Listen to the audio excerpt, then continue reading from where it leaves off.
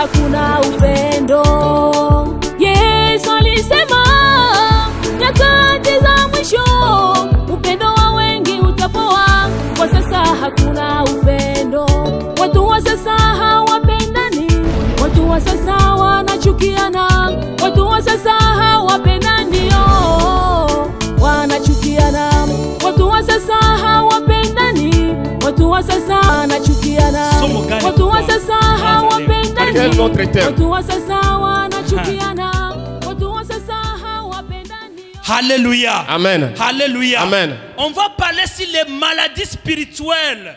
Tutaongea kuhusu magonjwa ya kiroho. Na kama tukisema maladie spirituelle, na si nous arrivons à parler maladie spirituelle, pia kuna magonjwa za kimwili. Il y a aussi des maladies physiques. Hakuwezi kuwa magonjwa za kiroho bila magonjwa za kimwili. S'il y a des maladies spirituelles, c'est-à-dire il y a aussi des maladies physiques. Lakini mara tutaongea zaidi kuhusu magonjwa za kiroho. Mais nous allons parler brièvement à propos des maladies spirituelles. Na Sunday takuja ndio tutaongea juu ya second death ama kifo cha pili. Le dimanche on va parler sur les secondes morts.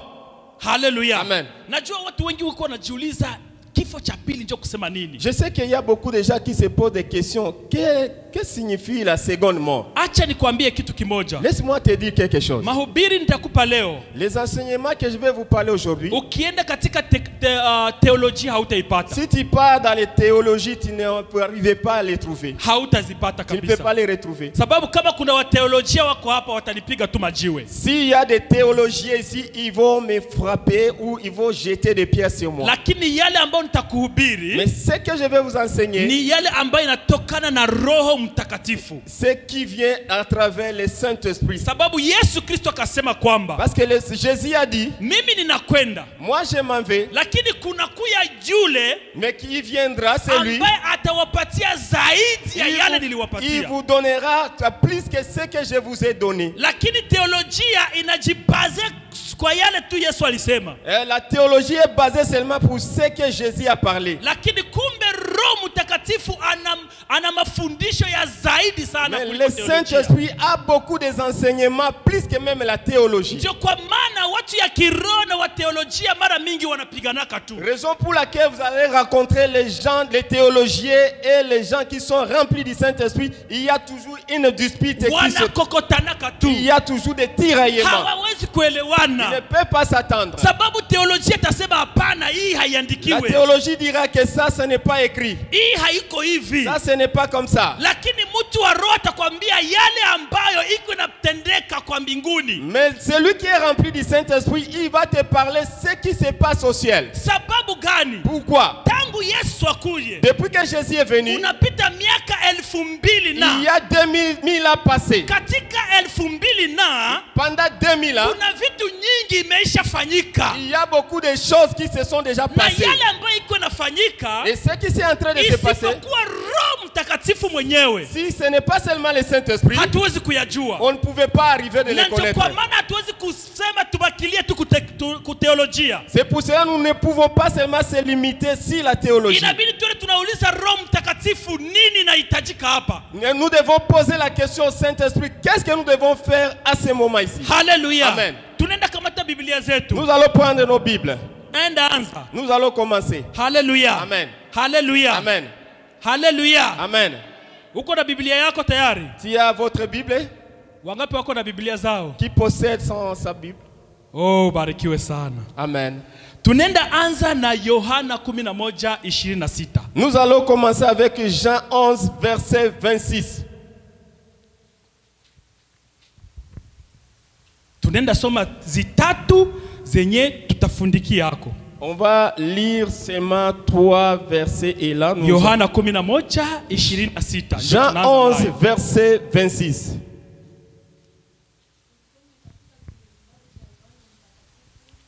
Nous allons lire dans Jean 11 26. Ndio.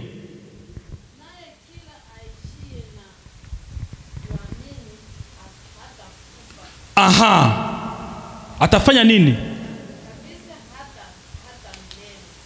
Haleluya. Christ ye mwenyewe anasema hivi. Jésus lui-même dit ceci. Yule atakaye niamini, celui qui croira en moi, hatakufa milele. Il ne mourra jamais. Hallelujah. Amen. Ndio nataka tuanze na tuanze pamoja na uelewe tunaenda fanya nini. Et j'aimerais que nous puissions commencer ensemble pour que tu arrives à comprendre qu'est-ce que nous allons faire aujourd'hui. Yesu mwenyewe anasema, Jésus lui-même dit, yule atakayeniamini, celui qui croira en moi, hatakufa milele, il ne mourra jamais. Atapata uzima wa milele. Il aura la vie éternelle. Inamaanisha yataishi tu siku zote. C'est-à-dire il va vivre éternellement. Lakini acha sasa tusikie Ayubu. On va aussi lire sur Job. Ayubu 34. Job 34, 15. verset 15. Yake ya kwanza tu pale. Job 34, verset 15. Il y a 34, verset 15.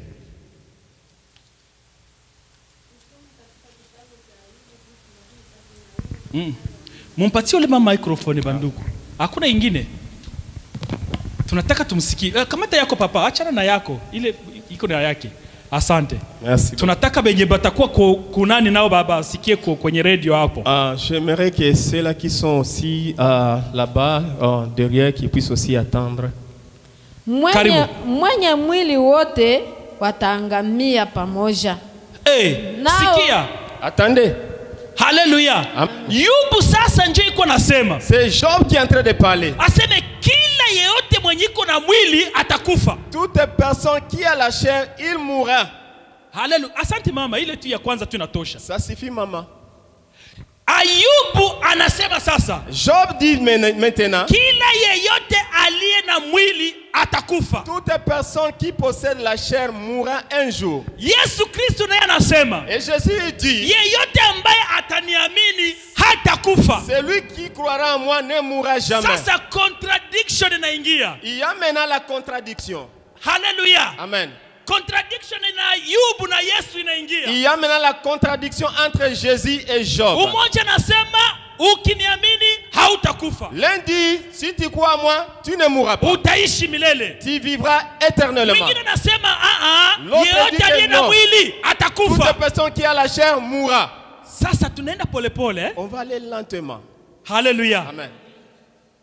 Tunaenda polepole. On va aller lentement. Mimi sitaki baada ya mafundisho hii mtu akuconfuse tena na mahubiri. Je ne veux pas après les enseignements que tu puisses avoir la confusion ou bien quelqu'un vienne te mettre dans la confusion. Batu ya madini bafike kwako bakoneshe binyabi kwake na unaitika. Les gens de religion qui viennent chez toi t'enseigner des mensonges et que tu puisses accepter ça. Sasa sikiliza, tunaenda tena kukiti chetu. Nous allons aller encore sur notre chaise. Avant qu'on puisse aller sur la chaise, on va lire sur Genèse 1, 27. On n'a que seulement 3 versets que nous allons lire aujourd'hui. 1, 27. Tusome katika kitabu kia Mwanzo sura 1 mstari wa 27 inasema. Ndiyo. Mungu akaumba mtu kwa mfano wake. Kwa mfano wa Mungu alimuumba mwanamume na mwanamke aliwaumba. Amen. Hallelujah. Amen. Hallelujah. Amen. Kule mko mnanisikia vizuri? Est-ce que là-bas vous m'entendez?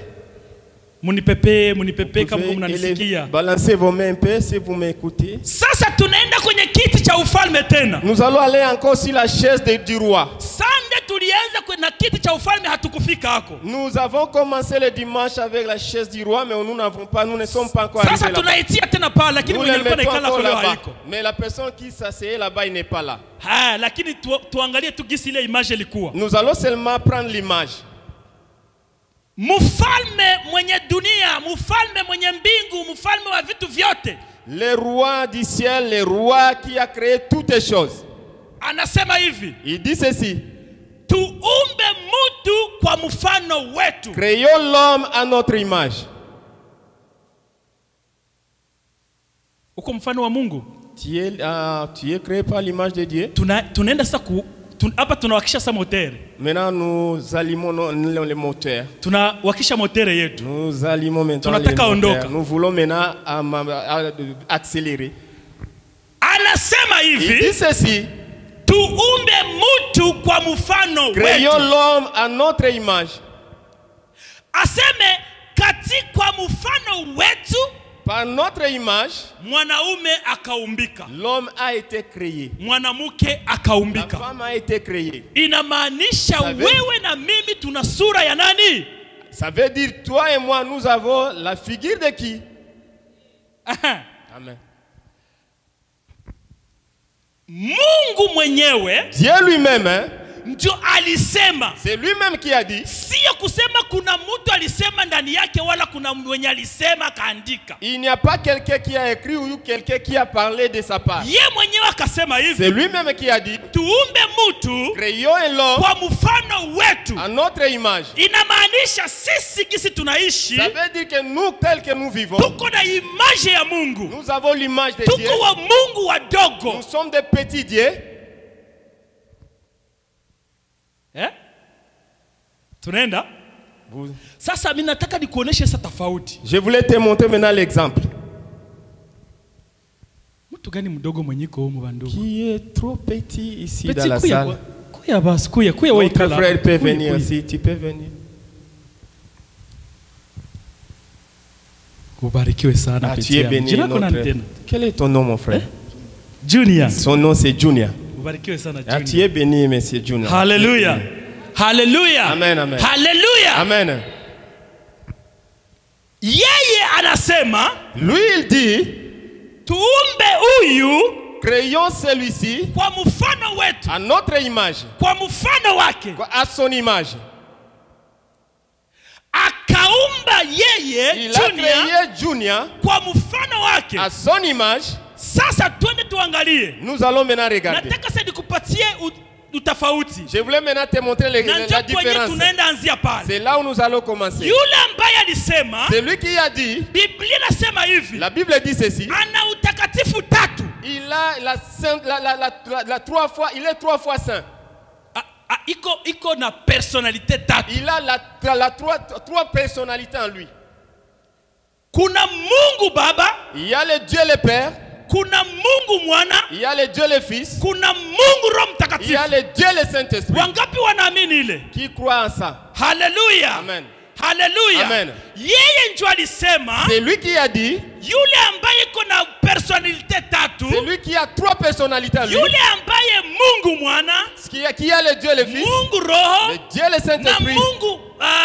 Na Baba. Mungu Baba. Et Dieu le Père. Yenjo akasema. C'est lui qui a dit. Tuumbe Junior. Nous créons Junior. Kwa mfano wetu. À notre image. Mungu ndio kwa maana alisemaka kwa mfano wetu. C'est pour cela il avait dit à notre image. Hakusemaka kwa mfano wangu. Il n'a pas dit que à mon image. Mimi natega mfunuo.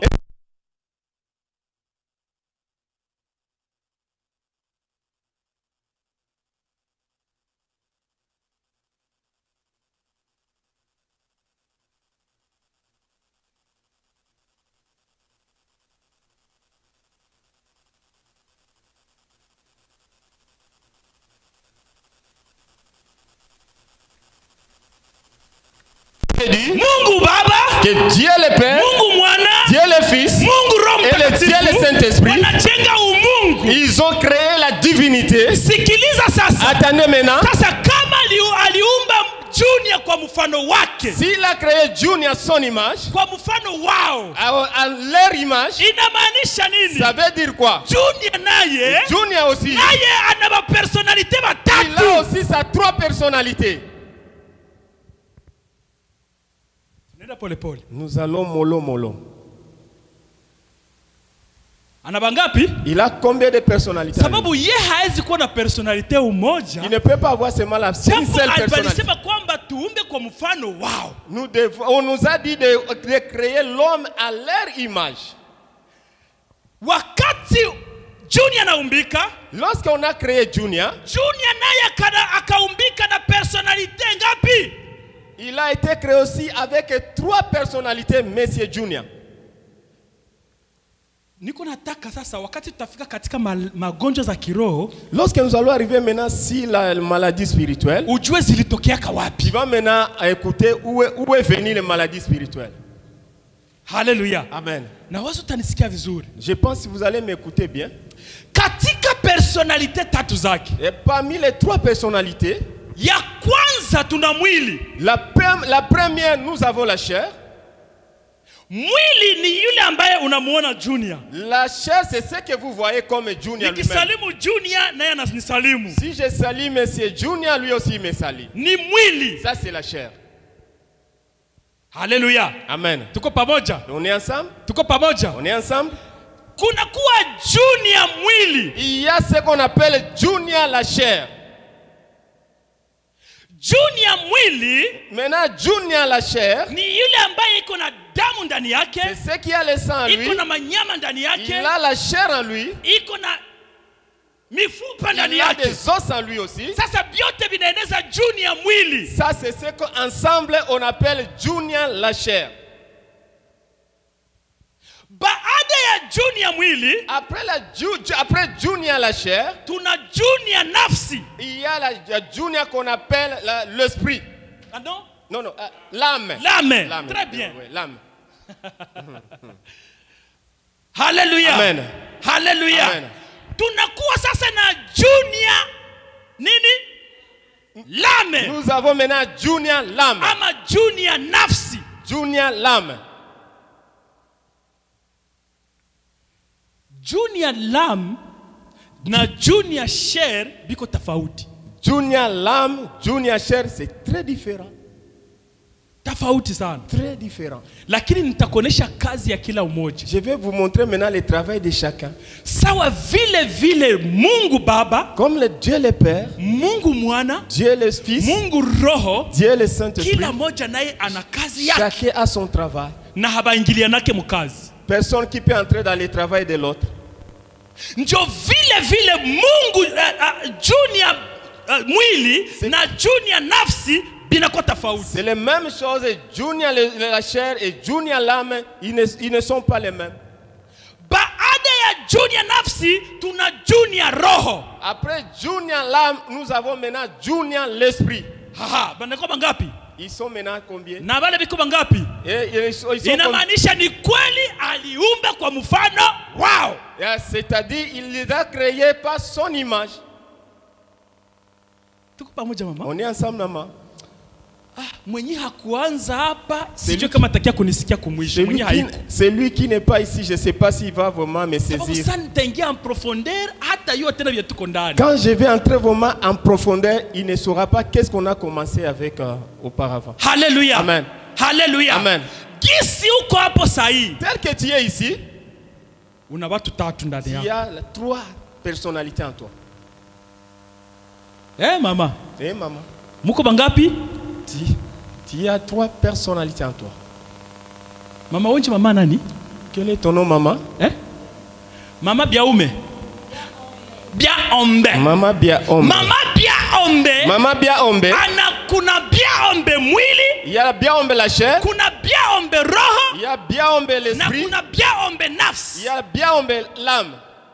Na bote batatu biko tofauti. Et les 3 sont très différents.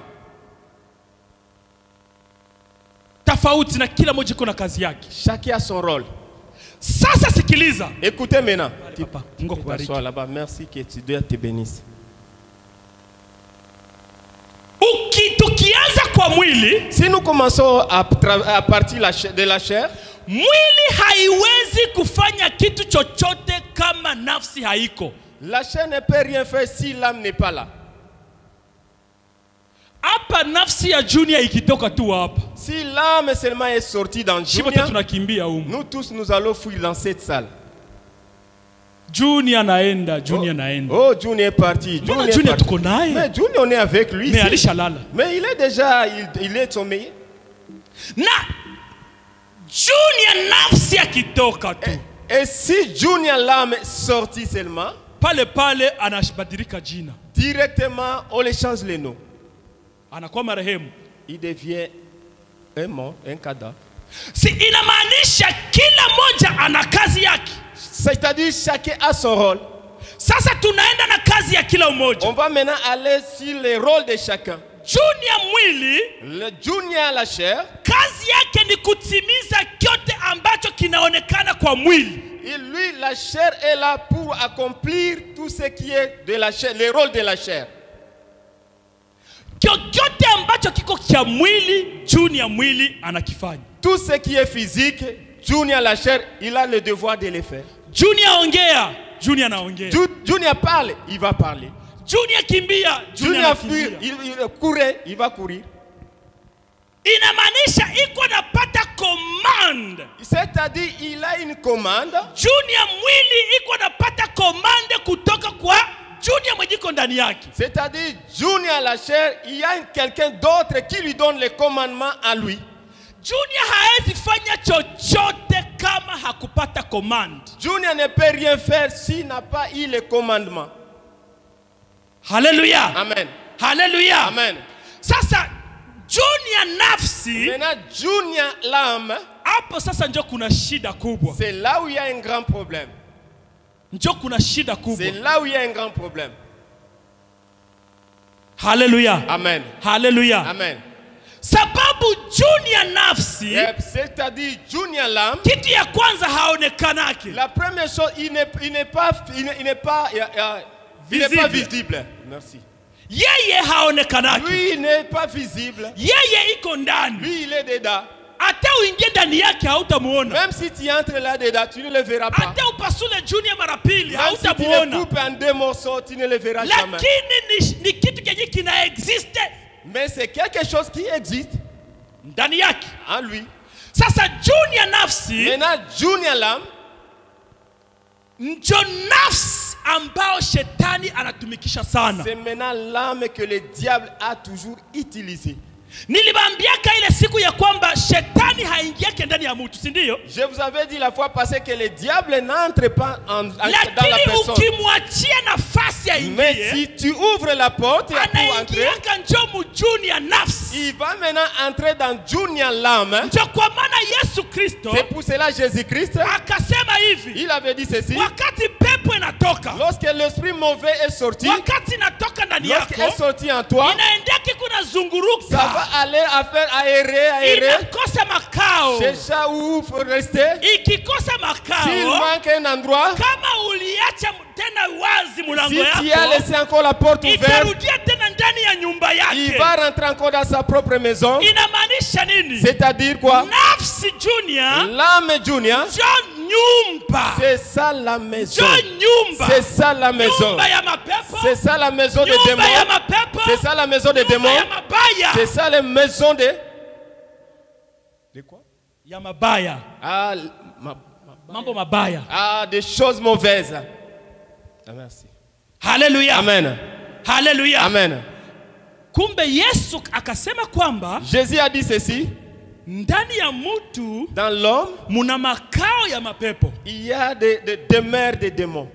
Ndio kwa maana wakati alikutana yule ambaye alikuwa anajama pepo, lorsqu'il a rencontré la personne qui était possédée avec des démons, Biblia inasema kwamba il disait ceci, pepo zikalalamika ndani yake. Les démons a crié en lui. Inamaanisha zilikuwa ndani yake. C'est-à-dire les démons étaient en lui. Sasa zile mapepo, maintenant les démons là, haziwezi bakia mjuni ya mwili. Ça ne peut pas rester dans junior la chair. Sababu haiko mwili. Parce que ce n'est pas la chair. Ce n'est pas la chair. Pepo haiko mwili. Les démons, un démon ce n'est pas la chair. Ndio maana haiwezi bakia mjuni ya mwili. Raison pour lesquelles ça ne peut pas rester dans sa chair. Lakini itaingia njo mjuni ya nafsi. Ça va entrer maintenant dans junior l'âme. Sababu njo wawili hawaonekanaki. Parce que c'est les deux qui ne sont pas visibles. Ndio maana pepo zikalalamika ndani yake. Pour cela les démons avaient crié. Wakati zinalalamika, lorsque les démons avaient crié, zinatumikisha sasa mwili. Maintenant ça commence à utiliser la chair. Wakati zinautumikisha mwili, lorsqu'ils ont commencé à utiliser la chair, zinaambia Yesu, ils ont dit à Jésus, Bwana we kuna nini kati yetu sisi na wewe? Jésus, qu'est-ce qui est entre toi et nous? Hallelujah. Amen. Wakati tutaongea kuhusu magonjwa, lorsque nous allons parler à propos des malades, utakia kutana kwamba tulisema les maladies spirituelles. Tu vas attendre que nous avons parlé à ce qui concerne les maladies spirituelles. Tout ce qui est spirituel haionekane kwa macho. Tout ce qui est spirituel n'est pas visible. Inamaanisha manake mamaladi zote zinakuwa njo katika C'est-à-dire toutes les maladies, ça se pose, ça se retrouve dans l'âme. Alléluia. Amen. Alléluia. Amen. Baada ya pale kuna junior roho. Maintenant après là, il y a ce qu'on appelle junior l'esprit. Sasa munisikilize kwa junior roho. Maintenant écoutez-moi à propos de junior esprit. Batu banakuwa mconfusion sana kwa hiyo. Beaucoup de gens ont les gens ont de la confusion à propos de ça. Batu banawazaka roho. Les gens croient que l'esprit c'est ce qui fait comme ça. C'est ça, les gens croient que c'est ça l'esprit. Non, ça c'est pas ça. Ce n'est pas ça. Ça c'est la chair tout. C'est la chair. C'est la chair. Alléluia. Amen. Ça c'est la chair. Lakini maintenant roho l'esprit, Biblia nasema hivi. La Bible dit wakati ao wanaumba mtu, lorsqu'ils ont créé l'homme, Biblia nasema kwamba wakamupulizia nini? La Bible dit qu'ils ont soufflé quoi? Le souffle de Dieu. Sasa njoo tuwaze kwanza hapa. Nous allons un peu raisonner là-bas. Roho wa Mungu, l'esprit de Dieu, anakuwa soufflé mu Junior. A soufflé dans Junior. Est-ce que kweli Junior roho? Est-ce que Junior esprit atakuwa mbaya? Il sera mauvais. Sababu akikuwa mbaya manake naye iko nini? Si Junior est mauvais, c'est-à-dire lui aussi est mauvais. Sababu yeye Junior roho anatembea na roho wake. Parce que Junior esprit, il marche avec l'esprit de Dieu. Manake yenye iko ndani yake roho yake hawezi kuwa mbaya hata siku moja. C'est-à-dire l'esprit qui est à lui ne sera jamais mauvais. Na hawezi chafuka hata siku. Il ne peut jamais se salir. Sababu roho wa Mungu haambatane na buchafu. Parce que l'esprit de Dieu ne se conforme pas avec les saletés. Aha. Amen. Tuko tunaenda pole pole. On passe seulement lentement. Tunafika mpaka sasa kwenye mwanadamu anachafukia. Nous allons maintenant arriver là où l'homme arrive à se salir. Wangapi wako na watoto umebebashaza? Combien de gens qui ont des enfants qui ont déjà mis au monde? Alléluia. Batatu baine batano basita Mungu awabariki. Que Dieu vous bénisse. Nasema hii pole pole. Je vais parler lentement ici. Mtoto yeyote mwenye anazaliwa, tout enfant qui est né, hakwake mbaya. Il n'est pas mauvais. Nasema bongo. Est-ce que je mens? Mulishakaona? As-tu déjà vu?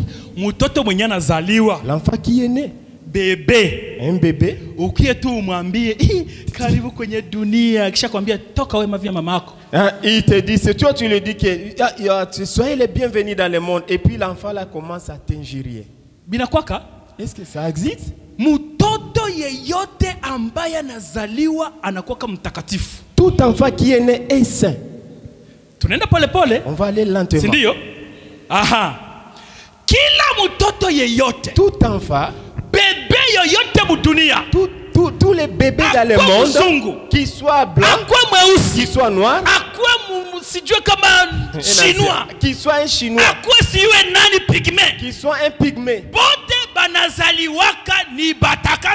ils sont nés saints. Ils n'ont aucun mal avec quelqu'un. Leur esprit est très calme et très sain.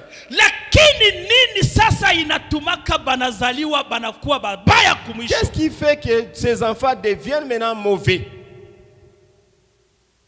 Alléluia. Amen. Alléluia. Amen. Mahali ambapo unazaliwa, l'endroit où tu étais né, milie ambapo unazaliwa ako, l'endroit que tu étais né, iko milie yenye inakupana 50% ya ubaya kwako. C'est l'endroit où tu étais né, à 50% le mal que tu avais trouvé, ça a été retrouvé dans cet endroit-là. Sababu gani? Pourquoi? Hakuna mtu anajifanyaka mubaya. Il n'y a personne qui se rende mauvais. Lakini watu wengine ndio wanakufanyaka mubaya. Ce sont les gens qui sont autour de toi qui te rendent mauvais. Sababu we hauko mubaya. Parce que toi tu n'es pas mauvais. Sababu gani hauko mubaya? Pourquoi tu n'es pas mauvais? Sababu wakati unazaliwa, parce que lorsque tu étais né, unazaliwa muko watatu. Si vous étiez né en trois personnalités, wakati unazaliwa muko watatu, lorsque vous étiez né en trois personnalités, roho bébé, l'esprit bébé, nafsi bébé, l'âme bébé, na mwili bébé, et la chair bébé, bote bangali safi, tous ils sont encore sains. Bote bangali nini? Tous ils sont. Alléluia. Amen. Bote bangali safi. Tous ils sont encore saints. Kwa nini Mungu? Pourquoi Dieu alipuliziaka mwanadamu roho wake? Pourquoi Dieu a-t-il soufflé son esprit dans l'homme? Hallelujah. Amen. Na kwa nini wakati huyu alishakuwa mubaya, huyu roho amwambia hapana mimi ni mtakatifu? Et pourquoi lorsque l'homme est devenu mauvais, son esprit ne lui dit pas que moi je suis devenu saint? Sikiliza niwaambie. Attendez maintenant. Mungu Dieu hangelipuliziaka mwanadamu roho wake, si il n'allait pas souffler son esprit dans l'homme, hakuna mtu angeliokokaka. Personne n'allait être sauvé. Hakuna mtu yeyote angeliokoka. Être sauvé. Sababu gani? Pourquoi? Nataka kuonesha sasa sababu. Je voulais vous montrer pourquoi. Wakati bebe anazaliwa, lorsque l'enfant est né, wakati bebe anazaliwa, lorsqu'un enfant est né, anazaliwa iko mtu mzuri. Il est né bon. Wakati bebe anazaliwa, lorsqu'un bébé est né, anazaliwa hana ubaya na mtu. Il est né, il n'a aucun problème avec lakini saa zingine anazaliwa na mama kabutindi. Mais peut-être il est né avec un maman qui est bandite.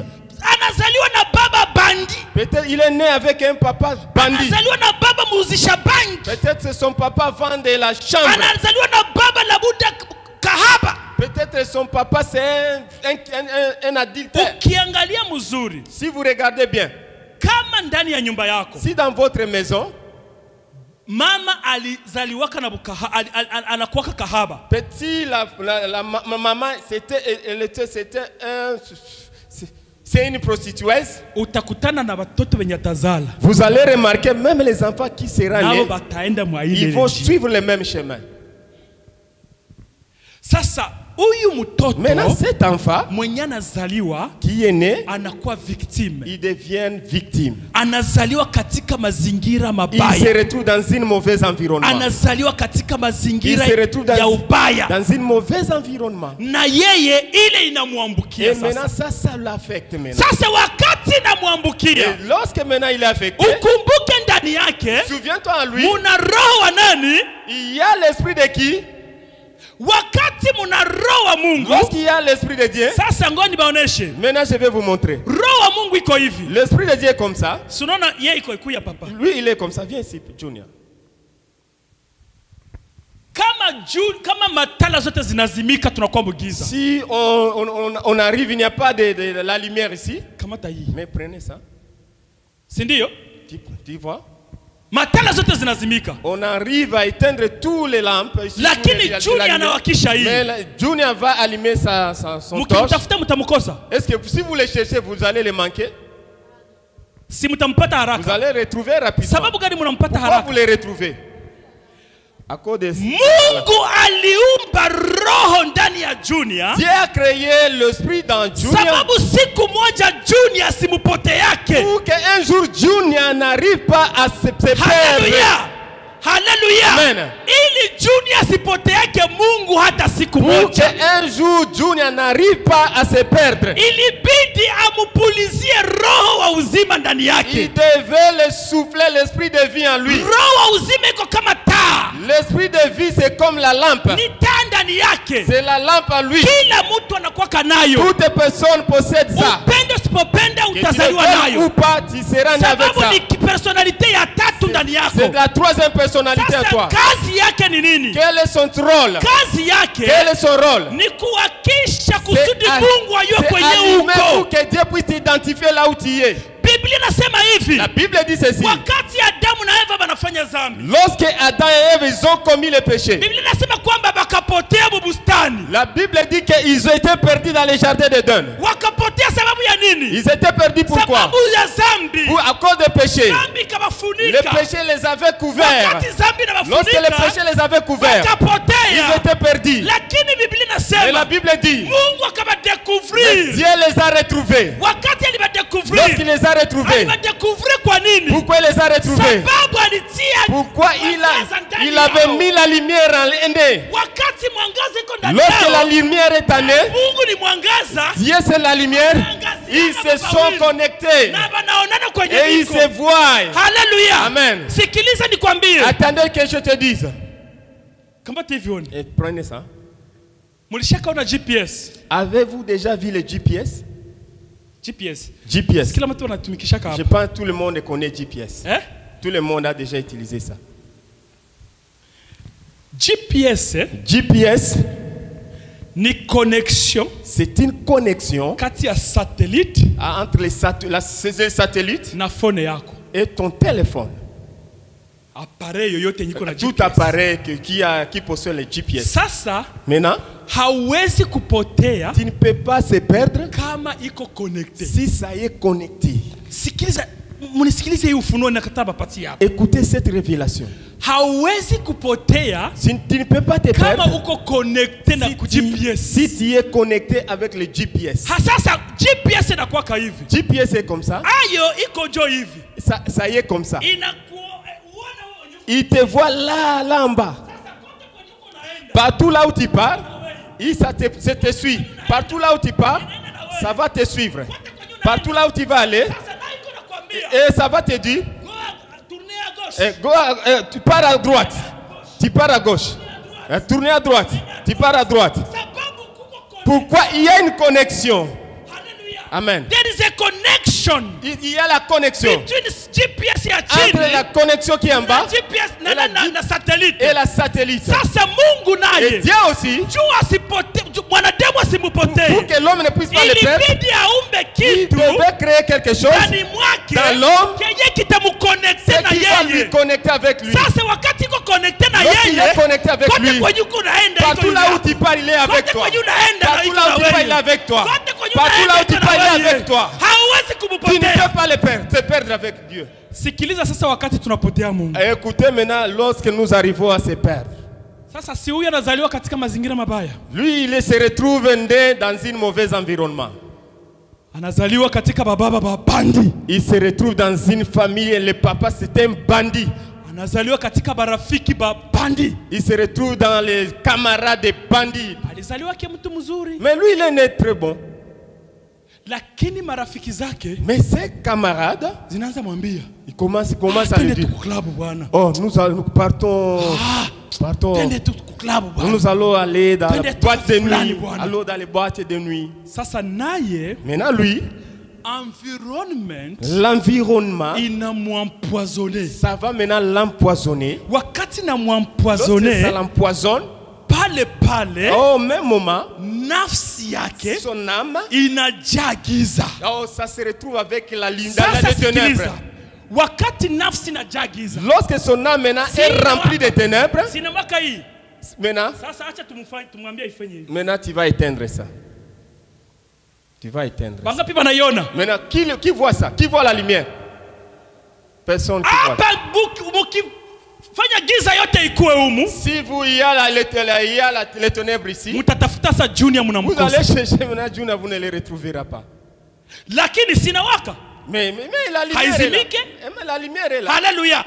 Lakini inawaka, la lumière est là, lakini zambi, mais le péché, mahali mtoto alizaliwa, l'endroit où l'enfant est né, anakuwa victime, il se retrouve victime. Mahali mtoto alizaliwa, là où l'enfant est né, anazaliwa katika mazingira machafu, il se retrouve dans un environnement mauvais. Wakati mtoto anazaliwa, lorsque l'enfant est né, anazaliwa katika mazingira iliyo mabaya sana, il se retrouve dans un environnement mauvais. Lorsque tu es né comme ça, il grandit comme ça. Le même moment qu'il faut grandir, maintenant la lumière commence maintenant à se couvrir. La lumière commence à se couvrir. Pourquoi? L'esprit et le péché, ils ne sont pas les mêmes. L'esprit et le péché, ils ne sont pas des amis. Mais l'âme et le péché, ce sont des amis. Le péché et l'âme, ce sont des camarades. Mais l'esprit et le péché, ils ne s'attendent pas, ils se sont séparés. C'est pour cela. Lorsque ce type est dans le mauvais environnement, lorsqu'il est plein de péchés, lorsqu'il est plein de mal en lui, l'esprit maintenant il a la honte. L'esprit commence à se cacher. L'esprit commence à se cacher. Il commence à se cacher. Lorsqu'il se cache, maintenant c'est l'âme qui domine. L'âme maintenant commence à dominer. Lorsque l'âme domine, maintenant c'est le moment où le diable vient. Ah, il prend maintenant ton âme. Pourquoi il entre maintenant? Pourquoi l'esprit? Oh, le feu de la lampe n'est plus encore là. On a déjà caché la lumière. Pour que papa ça. Maintenant l'âme appelle maintenant les démons, venez maintenant. Venez, vous êtes les bienvenus. Laisse que je puisse te dire. C'est pour cela. Tu verras quelqu'un en train de faire le mal. Rien ne lui reproche que toi tu es en train de faire le mal. Tu vois quelqu'un, il donne le poison à quelqu'un. Rien ne lui reproche que tu as tué. Pourquoi? C'est lui qui devait lui dire. Il s'est déjà caché. Il s'est déjà caché. Il n'a plus le travail. Il a empêché de travailler. Écoutez, celui-ci, il est différent du Saint-Esprit. Il est différent. L'esprit de Saint-Esprit et celui-ci sont différents. Je vais vous montrer aussi lorsque le Saint-Esprit entre aussi. Celui-ci qu'on est en train de parler, c'est l'esprit de l'homme. C'est lui qui a été soufflé par Dieu. C'est le souffle de Dieu. Parce que c'est le souffle de Dieu. Et Dieu c'est la lumière. Dieu c'est le feu. Comme Dieu c'est le feu. Il a mis le souffle en lui. Lorsqu'il a soufflé en lui, il a mis le feu en toi. Il a mis le feu d'éclairer en toi. Maintenant toi-même, tu prends le feu, il est éteint. Toi-même, ce n'est pas Dieu. C'est toi-même qui a été le feu. Pourquoi tu as été ça? Tu as donné ton âme. Qui et l'âme et l'esprit, ils dominent maintenant. Quand tu commences à dominer, toi tu commences à faire ce que tu veux. C'est toi-même qui prends des décisions. Personne qui peut t'empêcher. Si tu veux, je vais aller dormir avec quelqu'un. Tu parles. Je vais aller sortir avec le pasteur. Rien qui t'empêche. Non. Non. Ça c'est mauvais. Il n'y a personne qui t'empêche. Pourquoi? Celui-ci s'est déjà caché. Le péché a caché. Le péché lui a serré. Le péché lui a serré. Lorsque le péché l'a serré, il ne peut plus encore éclairer. Il devient maintenant, il reste là-bas. Alléluia. Amen. Alléluia. Amen. On est ensemble. Je ne sais pas si je suis un peu rapide. Je ne suis pas rapide. Maman. L'homme a combien de personnalités en lui? Nani. Qui est qui? Merci.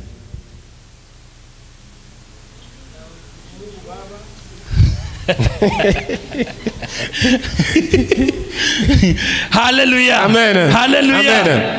Wakati mhubiri iko nasema, lorsque le prédicateur est en train de parler, il faut bien l'écouter. Si tu perds un peu seulement, tu vas te perdre directement. Hallelujah. Amen. Hallelujah. Amen. Hallelujah. Amen. Mama, mimi narudilia tena juu yako. Je vais répéter encore à cause de toi, maman. Jina lako nani? Quel est ton nom, maman? Wasomba? Maman Musumba. Musumba. Yeah. Mama Musumba. Maman Musumba ana personnalité tatu ndani yake. Il a 3 personnalités en lui. Juu tukuite Mama Musumba. Pour qu'on puisse t'appeler Maman Musumba, inabidi vitu il faut qu'il y a 3 personnalités en toi. La première, il y a la chair. C'est la chair qu'on voit. Alléluia. Njoo mwenye kwa naniona saa hii. C'est que tu es en train de me regarder. Njoo mwili niko naniona. Mama Musumba tunaonana. Mama Musumba, c'est ça Mama Musumba. Sasa na ndani yako sasa. Toi aussi. Kuna yule sasa mwenye banaita Musumba nafsi. Musumba âme. Amina. Amen. Musumba nafsi. Musumba na âme. Musumba nafsi haonekanaki. Musumba âme, il n'est pas visible. Na watatu et la troisième, wanamuita Musumba roho. Il est appelé Musumba esprit. Roho ndio ile yenye Biblia inasema kwamba c'est l'esprit. Kwa wakati Mungu aliumba mwanadamu, lorsque Dieu a créé l'homme, akamupulizia pumzi ya uzima. Il a soufflé le souffle de vie en lui. Na tukasema kwamba on a dit ceci, alimupulizia hiyo pumzi. Il a soufflé cette souffle. Roho wake aliingiza ndani ya mwanadamu. C'est l'esprit de Dieu qu'il a mis en l'homme. Bengi banawazaka sasa labda ni pumzi yetu tunapumuaka. Peut-être quoi les gens croient que c'est ça la respiration que nous respirons. Pumzi ni changement. C'est le changement. Ni changement entre gaz carbonique le changement de gaz na carbonique et l'oxygène. Alléluia. Amen. Ni changement yenye iko entre gaz carbonique na oxygène. Yani mutu unabulula oxygène. L'homme irrite l'oxygène. Kisha inaingia ndani ya mwili. Dans la chair. Kisha ile oxygène nyiliingia. L'oxygène qui entre. Inaenda kusafisha damu. Ça va maintenant faire quoi? Bon, essuyer. Inasafisha damu. Ça va essuyer les sangs. Ikisha safisha damu. Kisha mwili inakamata sasa bila ya uchafu. Inavitosha tena nje. Jo ukifanya hivi, si tu fais unakamata ndio oxygène nje. Maintenant l'oxygène en toi. Ukiitosha si tu respires, unatosha njo buchafu. Tu vas faire sortir maintenant les saletés. Ni pumuzi. C'est ça la respiration. Lakini ko tofauti na ame. C'est différent de l'âme. Ame ni nini? L'âme c'est quoi? Ame njo utu. L'âme c'est ça. C'est la personnalité. Tukisema kama Mama Musumba ni mtu mubaya. Si nous disons que Mama Musumba est mauvais, haiko mwili yake njo iko mbaya. Ce n'est pas sa chair qui est mauvais. Ni ame yake njo iko mbaya. Qui est mauvais. Tukisema kama Mama Musumba anakuwa na roho mzuri sana. Si on dit Mama Musumba a un bon cœur, sio kusema kwamba Mama Musumba mwili yake njo ya mzuri. Ce n'est pas que c'est son corps qui est bon. Lakini nafsi yake ndio yenye iko na utu ndani yake. C'est l'âme qui a la personnalité. Inajua kutambua mema na mabaya. Ça reconnaît faire le mal et le bien. Inaona mabaya ni mubaya na mazuri ni mazuri. Il fait la différence entre le mal et le bien. Ayo inachagua kutenda mazuri ke kutenda mabaya. Ça différencie à faire le bien que le mal. Ile ni nafsi. C'est ça ce qu'on appelle l'âme. Sasa iko tofauti pia na roho. C'est différent de l'esprit. Roho ayo, l'esprit lui, kazi yake tu ni moya ndani yako. Il a seulement un seul rôle en toi. Ni connection kati yako na Mungu. C'est la connexion seulement entre toi et Dieu. Ni just connection. C'est seulement la connexion. Son rôle c'est de la connexion seulement. Haina kazi mbili. Il n'a pas de rôle. Iko tu ndani. Il est en toi. Sababu wakati yoyote Mungu atakutafuta, à tout moment que Dieu te cherchera, lorsqu'il est clair en toi, écoutez que je te parle. À part l'esprit, à part Musumba esprit, c'est seulement celui-là qui peut regarder la lumière de Dieu. Macho yetu na nafsi yetu habiezi ona mwangaza ya Mungu. Sababu gani? Pourquoi? Musingi yake ni musingi ya zambi. La fondation c'est la fondation des péchés. Musingi ya mwili ni musingi ya zambi. La fondation de la chair c'est le péché. La fondation de l'âme c'est le péché. La fondation de l'esprit c'est la puissance de Dieu en toi. C'est pour cela la puissance qui est en toi, pouvoir remarquer cette puissance, voir l'esprit de Dieu, pour que Dieu puisse te localiser là où tu es. Il faut que l'esprit qui est en toi, cette petite lumière qui est en toi, même si c'est petit là, que ça puisse sortir. As-tu déjà vu les gens qui sont perdus dans la forêt? Les gens qui sont perdus dans la chair, dans la forêt. Par exemple, muko mundege, vous êtes dans l'avion, kisha ndege nakuye naanguka katikati ya pori. Peut-être l'avion se retrouve tombé dans un grand forêt. Hamujue mahali muko. Vous ne savez pas où vous vous retrouvez. Unajua kitu kinaokoaka batu. Tu sais qu'est-ce qui peut sauver les gens? Inakuwaka ni inabidi muwakishe moto. Vous devez allumer les feux. Hallelujah. Amen.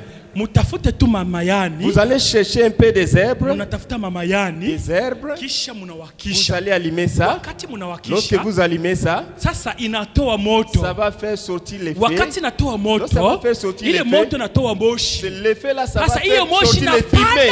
Le fumée va monter. Wakati inapanda lorsque juu, le fumée va monter, ndege yoyote itakuwa na batafuta. Tout avion qui commencera à chercher, yoyote itakuwa muhewa, ça sera dans l'air. Itaona mahali moto iko natokea. Ça va localiser là où se trouve le feu. Inaona kwenye moshi iko natokea. natokea. Ça va regarder là où le fumée est en train de sortir. Vile njo roho ndani yetu na yalivyo. Même l'esprit est en nous.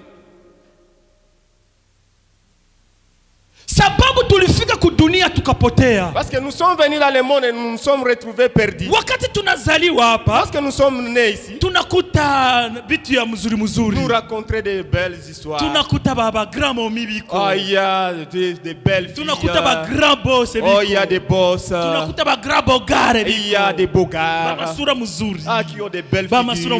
Il y a des mauvaises figures. Oh, c'est pas. C'est ceux qui ont l'argent. Ceux qui ont je sais pas quoi. Nous sommes influencés de tout ça. Nous tombons des victimes. Lorsque nous tombons des victimes, les péchés nous entourent maintenant. Lorsque les péchés nous entourent, nous sommes maintenant perdus. Nous sommes perdus. Nous sommes perdus. Nous sommes comme les gens qui sont perdus dans la forêt. Nous ne sommes pas là où nous nous retrouvons. Nous ne sommes pas là où nous sommes. Pour que Dieu puisse nous localiser encore, il faut maintenant que l'esprit là qu'il avait mis en toi, c'est ça qui va les montrer là où tu te retrouves. Et c'est ça le rôle de l'esprit. Qui connaît maintenant les rôles de l'esprit ici? Alléluia, Mungu akubariki. Que Dieu te bénisse. Les 3, 4. Bangapi wengi wanaelewa role ya nafsi sasa? Qui connaît les rôles de l'âme ici? Alléluia, Mungu awabariki sana. Que Dieu vous bénisse. Mwili yayo, la chair lui, mwili yayo iko tu sa vile kigari. L'esprit lui, la chair lui, il est comme une véhicule. Gari yenye haina chauffeur itatembea? Est-ce un véhicule qui n'a pas de chauffeur, ça peut marcher? Haiwezi, si ndio? Ça peut pas marcher. Mwili yayo ni kigari tu. La chair lui, c'est un véhicule. Kiko tu pale. Ça y est là seulement. Kiko tu pale. Ça y est là. Sikiliza nibambie. Écoutez. Ndio kwa maana. C'est pour cela. Ndio kwa maana. C'est pour cela. Nitakuja kuwaonesha sasa namna gani hiyo nafsi inagonjwaka. Je vais maintenant vous montrer comment l'âme arrivait à trouver la maladie. Sababu kama katika dunia, si dans le monde, tuko na magonjwa za kila aina. Nous avons de différentes maladies. Tuko na masida. Nous avons le sida. Tuko na makanser. Il y a des cancers. Tuko na makorona. Il y a des corona. Tuko na vitu mbalimbali. Il y a beaucoup des histoires. Vile la même chose. Nafsi nayo. L'esprit, l'âme aussi. Inagonjwaka nayo zile magonjwa. L'âme aussi se retrouve avec des mêmes maladies. Hallelujah. Amen. Mbele nifunge sababu saa zinaenea saa mbili. Il est déjà 20h. Avant que je puisse fermer, sababu aliniambia saa mbili juste unakata. On m'a dit à 20h j'aimerais respecter. Hallelujah. Amen. Kesho tutaendelesha. Demain nous allons continuer. Wakati tunaendelesha, lorsque nous allons continuer, mpaka siku tutafika kwa ile kiti, jusqu'à ce que nous allons arriver sur cette chaise là. Leo hatukufanya pas. Là aujourd'hui nous n'avons pas fait un pas là-bas. Leo nilipenda kwanza nikueleze wewe ni nani. J'ai voulu seulement te dire qui es-tu na role yako ni nini. Et quel est votre rôle? Hallelujah. Amen. Na kila kitu kina kazi gani? Et chacun quel est son rôle en toi? Hallelujah. Amen. Hallelujah. Amen. Hallelujah. Amen. Wangapi wana swali mbele nimalize? Qui a sababu hii ni mafundisho. Nous sommes dans les enseignements. Si tu as une question, combien de questions tu peux poser, il n'y a pas de problème. Mbele nimalize. Avant que je termine. Swali kama kuna swali. Si tu as une question. Kubiye tulisoma leo. Ce que on vous a enseigné aujourd'hui, si tu as une question.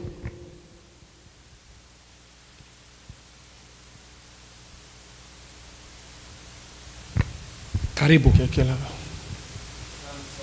Merci beaucoup. Tu as dit auparavant, l'enfant est né sans les péchés. Mais les autres disent que nous sommes nés, nous portons la chair des péchés.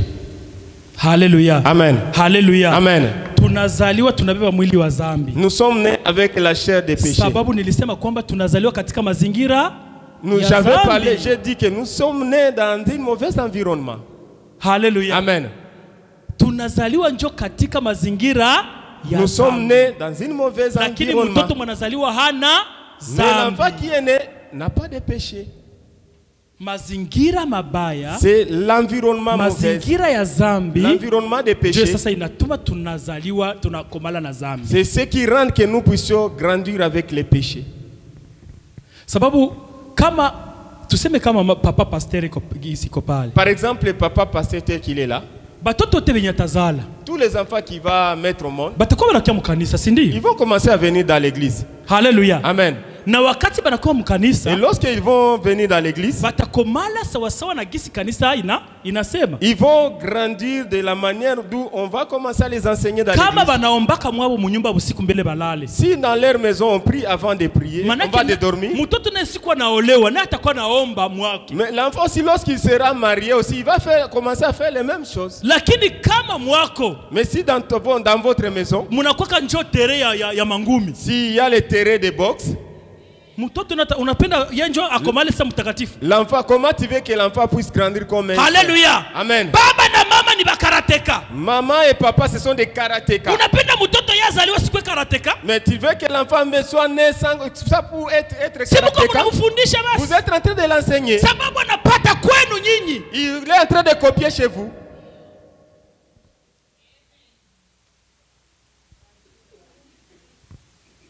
Hey. Mama ni chadomo. Maman c'est quelqu'un qui parle beaucoup. Sasa unapenda mtoto wako yasikuwa chadomo. Tu veux que aussi ton enfant aussi ne soit pas comme ça. Mtoto wako yatakuwa chadomo mara pili. Ton enfant sera 2 fois. Yahweh ozali nzambe ya tango nyoso. Oh Yahweh ozali nzambe ya tango nyoso. Oh Yahweh ozali nzambe ya tango nyoso. Oh Yahweh ozali nzambe ya tango nyoso. Yahweh ozali nzambe ya tango nyoso. Sikia nikwambie. Écoutez, nous allons nous mettre debout. Nous allons prier. Je sais que je n'ai jamais conduit les gens dans la prière ici. Nous allons faire quelque chose d'extraordinaire aujourd'hui. Nous allons lever la chaise. Vous allez venir ici devant. Serrez ici un peu. Quittez dans vos chaises et venez ici devant. Quittez dans vos chaises, venez ici devant.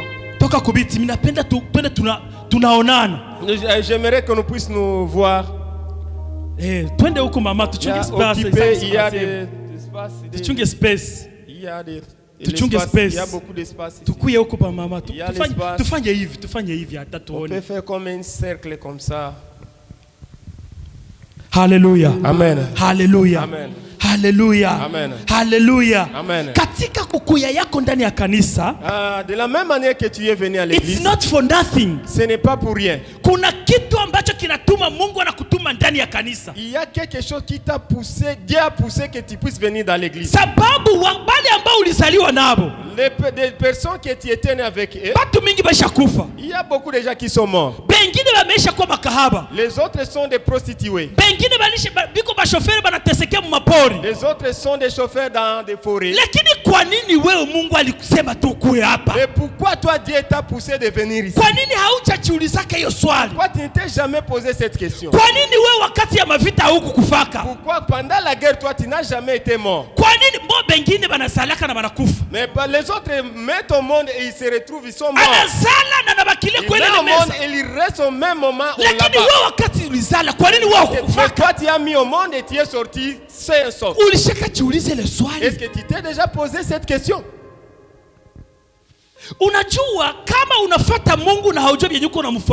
Et si tu suis Dieu et tu ne connais pas pourquoi tu es en train de suivre Dieu, tu ne sauras jamais la grandeur de Dieu. Mais si tu le suis et tu connais pourquoi tu es en train de le suivre, et tu sauras sa grandeur. J'aimerais que nous puissions mettre nos esprits ensemble. Nous allons dire à Dieu, Dieu, tu nous as créés à ton image. Tu as soufflé à nous l'esprit de vie. Et aujourd'hui nous reconnaissons pourquoi tu as soufflé à nous l'esprit de vie. Mais l'esprit que tu as mis à moi, est-ce qu'il est en vie ou il est déjà mort? Il est en train d'allumer ou il n'allume plus encore? Et s'il n'allume plus encore, qu'est-ce que je vais faire Dieu pour qu'il puisse allumer encore? Pourquoi mon âme ça aime toujours à m'amener vers le mal? À tout moment que je voulais faire le bien, je me retrouve à faire le mal. À tout moment que je voulais faire le bien, je parle le mal. Pourquoi?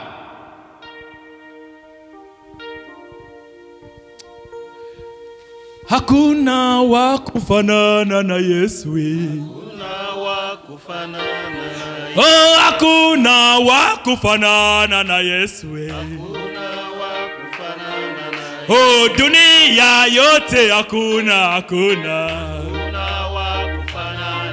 Oh, dunia yote hakuna.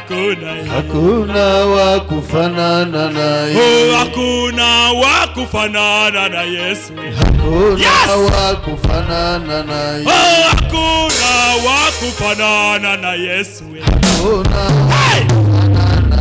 oh, dunia yote hakuna. Hakuna wa kufanana na Yesu. Oh, dunia yote hakuna. Tutampigia Bwana makofi.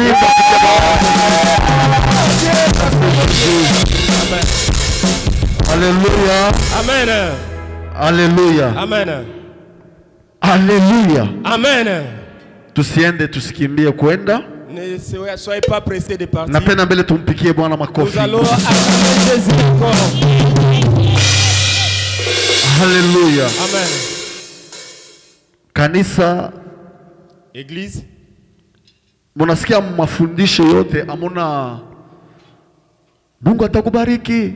Est-ce que vous avez attendu dans les enseignements Dieu Dieu va vous bénir, il y a un chemin qui est ouvert. Alléluia. Amen. C'est ce que les hommes aiment. Et pour que l'église puisse grandir, il faut des enseignements. Alléluia. Les enseignements, sama fundisho ya leo sawa hii. Comme des enseignements pareils, utaelewa deliverance inafanyikaga namna gani. Tu vas comprendre comment la délivrance ça se suit. Banakwasema nafsi wakati iko possédé. Lorsque ton âme est possédée, kama munafsi ndio muniyaga mapepo. Si c'est dans l'âme que les démons munafsi ndio muko chuki. C'est dans l'âme qu'il y a les munafsi ndio muko sharati. Il y a la prostitution. Mafikiri yote mubaya ni uchafu wote mauvaises, ça se retrouve dans l'âme. Kama unatafuta ufungulivu, si tu veux la délivrance, la personne qui veut la délivrance, tu dois d'abord prier pour ton âme.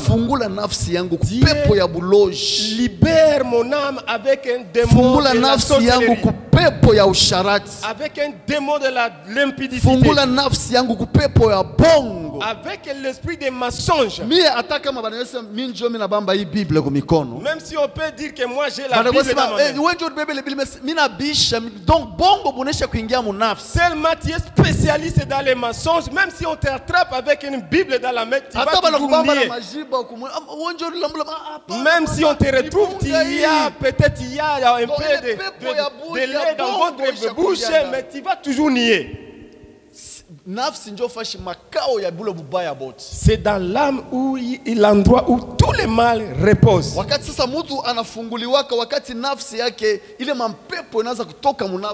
Lorsque les démons commencent à sortir dans l'âme de la personne, et maintenant la vie de la personne commence à changer. Si l'âme de la personne est déjà détruite, tu verras même sa santé commence à se détérioriser. Si la personne trouve la délivrance de l'âme, tu verras même son corps commence à changer. C'est ce que l'homme de Dieu a dit. L'esprit dépend de l'âme. La chair dépend de l'âme. Si maintenant la chair commence à combattre, faire de la guerre, votre âme va te pousser d'aller injurier les gens, critiquer les gens. La chair n'a pas de problème, c'est l'âme qui a le problème. Alléluia. Amen. Des enseignements pareils, ça va vous aider. Alléluia. Amen. Bwana sifiwe Que sana. Dieu soit loué. Bwana sifiwe. Que Dieu soit loué. Tulete offrande yetu. Nous allons amener nos offrandes. Hii masiku tatu tutafanya offrande yetu kama mahubiri yanamalizika. Nous allons commencer à donner nos offrandes lorsque la prédication Alléluia. est terminée. Alléluia. Amen. Na kisha tukamaliza. Après avoir terminé, tusikimbie shinasa tuko mafungo. Vous savez que nous sommes dans la gêne, vous êtes fatigués. Sucré yetu kule, tukuna pizza, unaweza kula. Il y a le sucré, il y a de l'eau, il y a les pizzas là-bas. Vous pouvez manger. Ne soyez pas pressés de partir sans prendre quelque chose. Na kesho tunapenda kumpatia mwalimu yetu sauti na 6:45. On va donner notre prédicateur, il va monter à la chaire à 18h45. Comme ça, kwa na wakati ya kusema Bwana sifiwe. Pour qu'il puisse avoir beaucoup de temps de parler. Na wewe ukuye kuna nafasi kuna njika, hauna ordinateur hapana. Toi tu n'as pas l'ordinateur dans votre tête. Prenez un stylo, prenez votre cahier, vous allez commencer à écrire les enseignements. Wewe una ordinateur unasabwaka. Toi tu n'as pas l'ordinateur dans votre tête, tu peux oublier. Huko mtu unaweza kusabu. Tu es un homme, tu peux oublier. Mais kama uliandika fasi mafundisho hata mafrazi mbili tatu. Si tu as écrit 2 phrases, 3 phrases, l'âme est comme ça. Mutu mwili, mutu nafsi. L'homme, mutu roho. L'âme, l'esprit. Souffle ya Mungu kama le souffle de Dieu lorsque ça entre. L'esprit ya Mungu ni lampi. L'esprit de Dieu c'est quoi? Mungu inaconnectaka mtu. Ça connecte Dieu à l'homme avec Dieu. Tu vas comprendre c'est quoi. Lakini kama unafika tu unasikia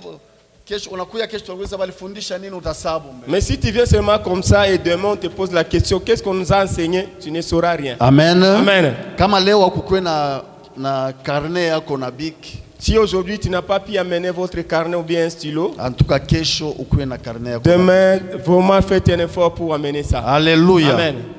Alléluia. Amen.